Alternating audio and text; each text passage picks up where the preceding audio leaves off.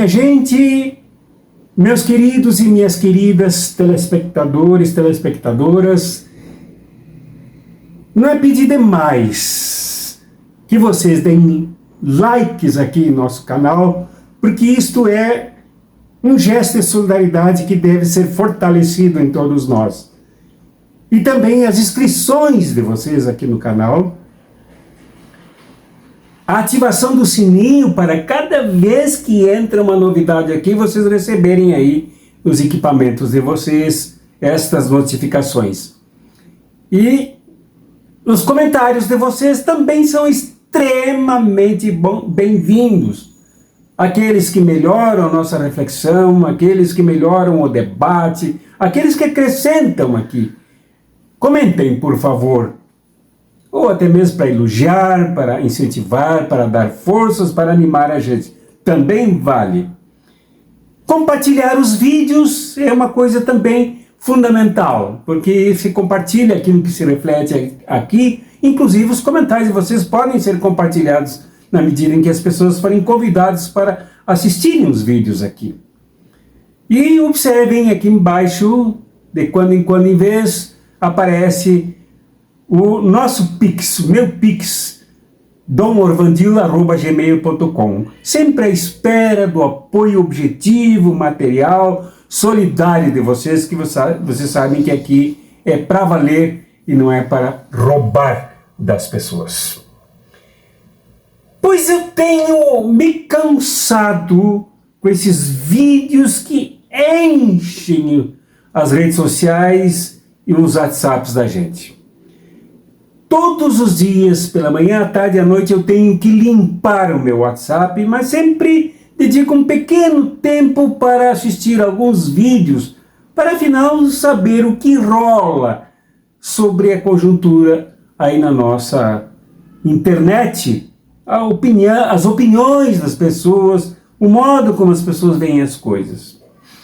E uma coisa que me parece cansativa, ruim, equivocada, mal colocada, é a forma como pessoas ditas do campo democrático falam mal do que elas chamam de bolsonaristas. Eu não acredito nessa bobagem que exista bolsonarismo no Brasil.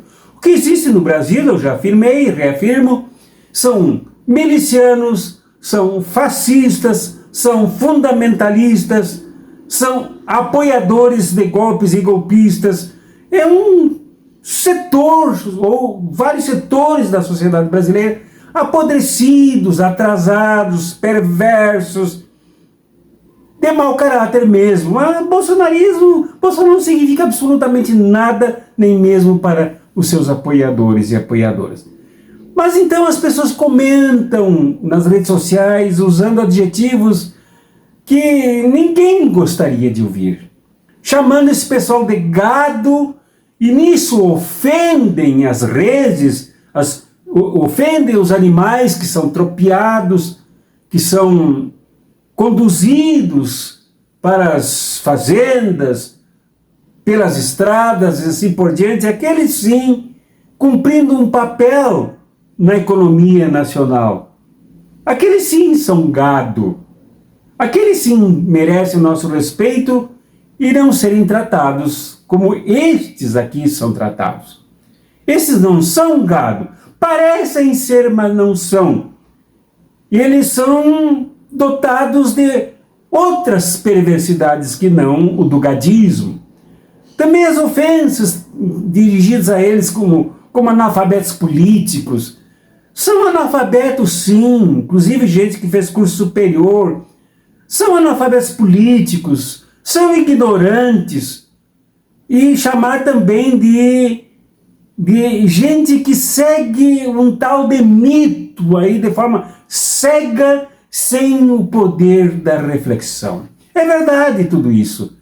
Porém, o que me parece que não funciona é acusar esse tipo de postura de coisas que não levam a nada, mas produzem ainda mais fricção na sociedade, produzem ainda mais mal-estar na sociedade, produzem ainda mais esta sensação de de guerra, de confronto, que não leva absolutamente a nada.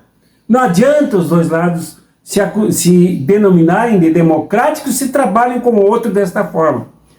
Também acusam as pessoas de não se importarem com os outros, de quererem submeter a opinião geral às suas opiniões. É verdade também isso. O que me pergunto se isto vale a pena ser colocado desta forma. Essa coisa de não se importar com o outro não foi uma coisa que começou agora com esse segmento bovino, viu só? Esse segmento tipo gado. Esta formação, esta deformação, essa perversidade vem desde a escravatura, com o silêncio de muita gente diante do sofrimento das pessoas submetidas às agruras da escravatura, que não era só perda da liberdade, mas eram os troncos, os chicotes, os sofrimentos a que se submetiam, que eram submetidas as pessoas, os homens e as mulheres. As mulheres submetidas a verdadeiros estupros violentos, abusivos dos homens, das mulheres brancas da Casa Grande, e ninguém dizia nada. Nem mesmo os padres que tomavam as confissões das pessoas nas capelas construídas pelos proprietários, ouviam e davam atenção para as pessoas. Então não é de hoje que esse fenômeno existe. Ele é relativamente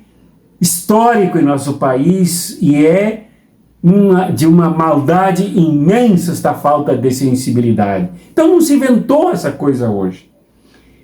Agora, se as pessoas ditas progressistas, ditas bem formadas e bem informadas, acusam as outras, eu me pergunto, qual é a diferença mesmo, no fundo, entre este comportamento, a meu ver, equivocado e o dos apoiadores do fascismo de Jair Bolsonaro?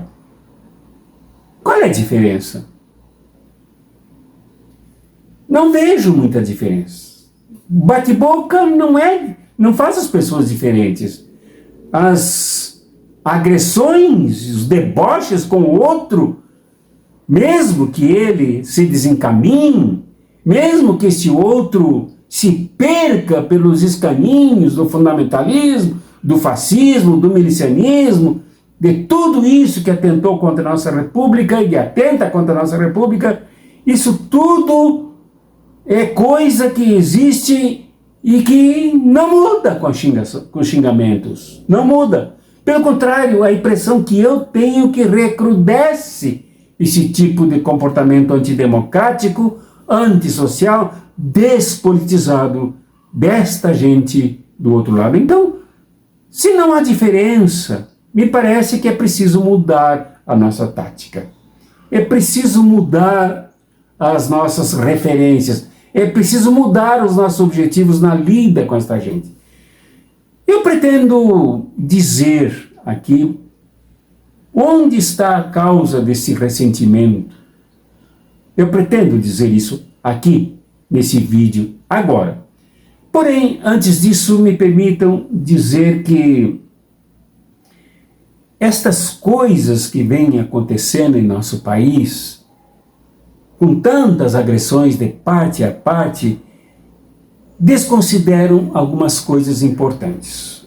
Uma delas, que a grande maioria dos ditos bolsonaristas ou do gado, a grande parte deles e delas é feita de trabalhadores e trabalhadoras. Trabalhadores e trabalhadoras que produzem, mesmo que de forma cega, de forma alienada, de forma embotada, de forma não avaliativa, não analítica, serve ao país, serve à economia do Brasil. Nos serve.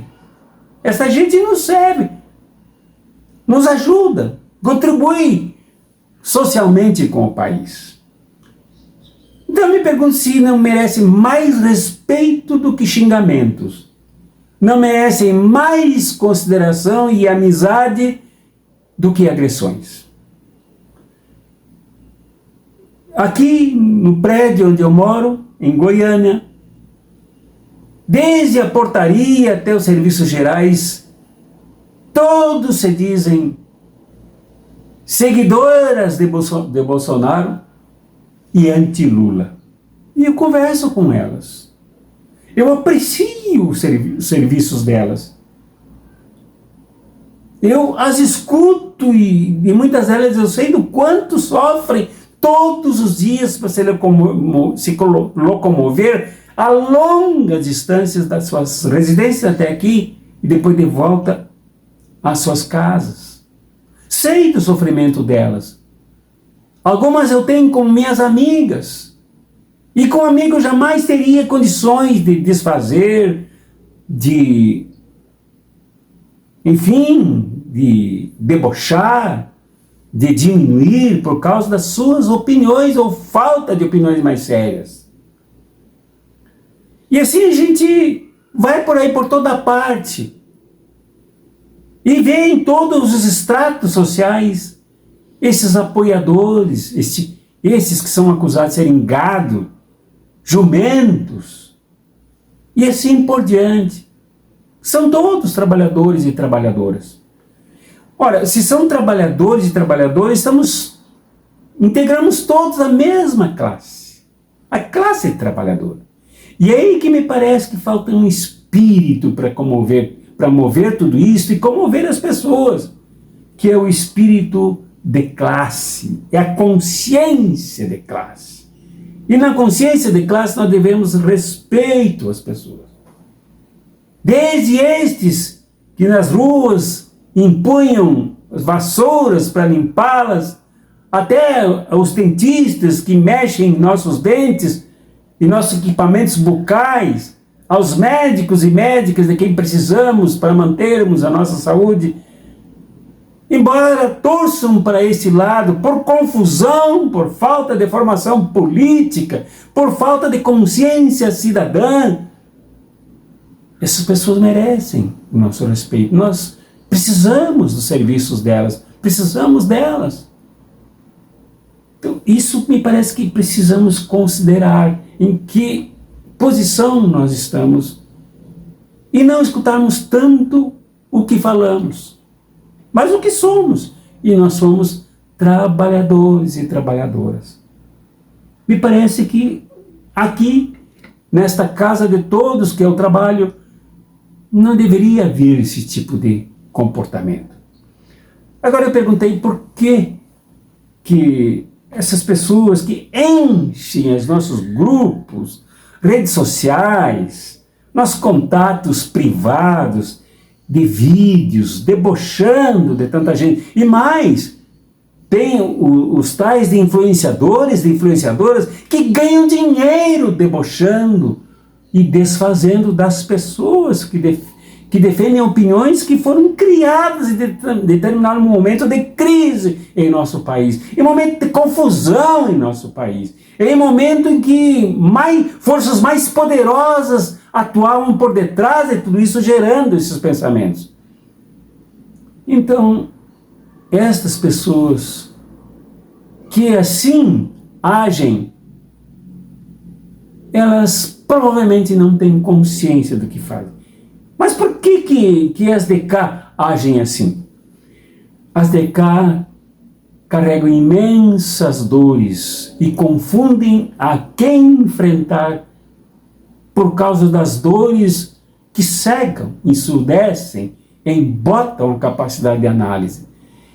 E que dores são essas que produzem mágoas, sofrimentos?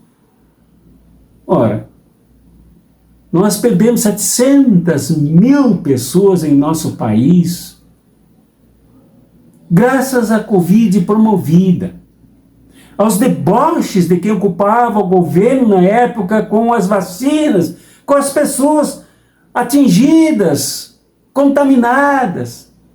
Ora, isso gerou uma névoa de mágoa no país. E quem sofre esses impactos de perdas de entes queridos, e até mesmo pessoas contaminadas, como eu fui contaminado 6 vezes, se não tiverem criticidade, tendem a agir dessa forma por culpa do outro lado e de quem apoia o outro lado. Ora, me parece que a análise precisa ser mais robusta, mais detalhada, mais profunda, para não cairmos nesta. Muita gente do lado de cá se aborrece, se entristece, se magoa profundamente com as vendas e privatizações que se fez em nosso país, que atingiram milhões de brasileiros e brasileiras que, jogados nos olhos da rua, na miséria e na pobreza, padeceram desemprego. Isto gera revolta. Mas esta forma de expressar a revolta, essa forma desorganizada, me parece que é questionável. Ela não resolve o problema. Milhares e milhares de pessoas, milhões de pessoas que perderam seus empregos desde o início e meio da Lava Jato, que depois se somou para levar Bolsonaro ao governo, sofreram grandes calamidades pela perda dos empregos, quando o próprio país sofreu a destruição das suas empresas. E as mágoas então se avolumam. E vai com aquele delinquente na presidência da República, em vez de dirigir o país, chamava o ódio, levantava apoiadores, falsos apoiadores, num falso apoio para medidas contrárias ao Supremo Tribunal Federal, antes ao Congresso Nacional, atacando pessoas e segmentos em nosso país, tentando desmoralizar instituições e entidades em nosso país, como ONGs. Isto produziu mágoas, dores, sofrimentos que não são brincadeira. Não é disso que eu falo. Este que desgovernou o país e o conduziu depois de um golpe de 2016, mesmo que se elegeu em 2018, na destruição da Amazônia, e nós sofremos hoje os impactos climáticos do que ocorreu na Amazônia, no Cerrado, na Serra do Mar e em toda a natureza nacional. Daí vem as mágoas.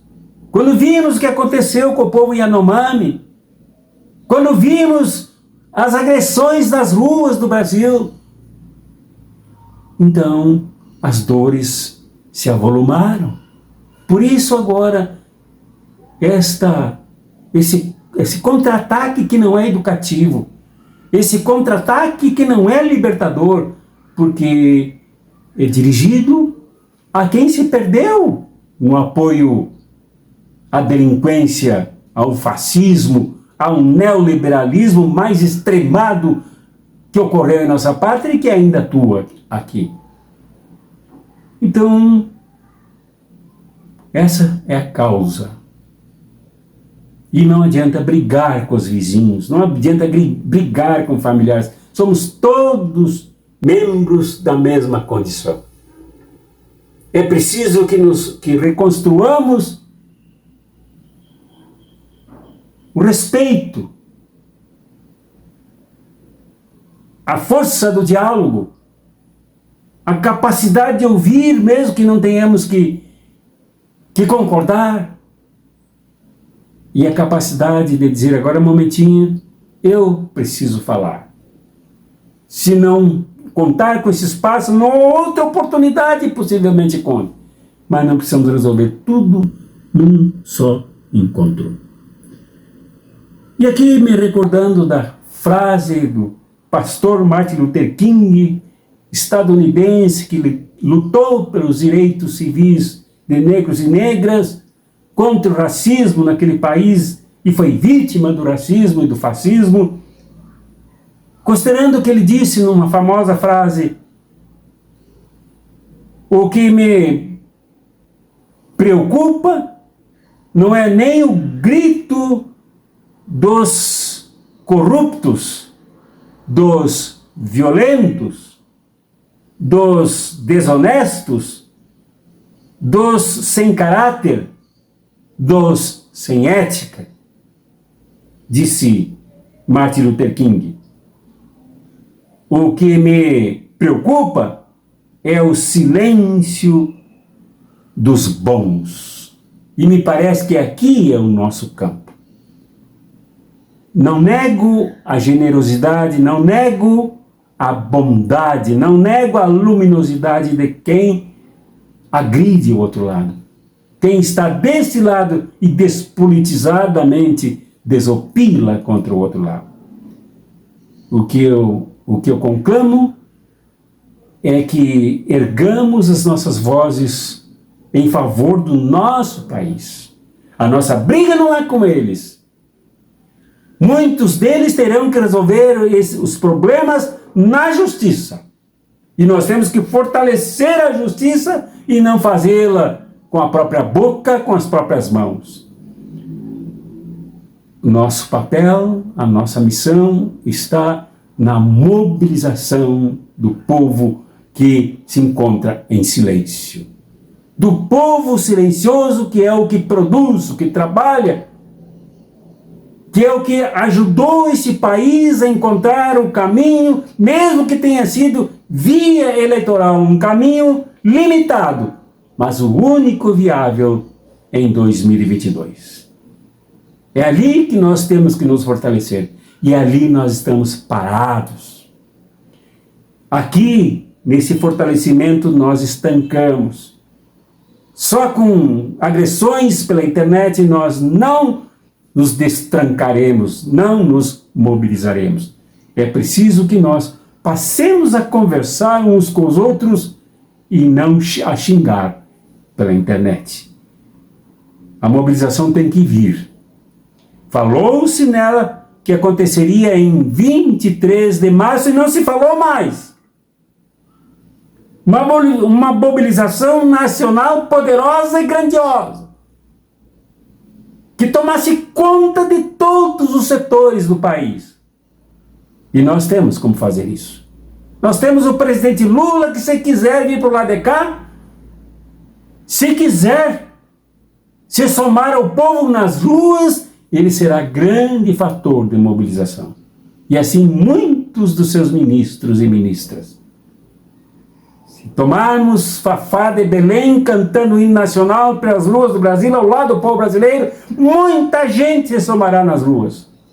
Mas é preciso agir junto e ao lado dos bons que se encontram em silêncio. E é ali que está a mina de ouro da redenção do nosso país. E não no ataque a milicianos, a mau caráter, a violentos, a desonestos, a gente petrificada como gado, mas é na luta por mobilizar o nosso povo que está à saída. E muitos deles se somarão diante do movimento grandioso como que temos que fazer. É dever nosso fazer, é direito nosso fazer. É ali que temos que atuar. Isto é, menos blá blá blá ofensivo, abusivo, agressivo e debochado pelas redes sociais, e mais movimentos de mobilização do nosso povo.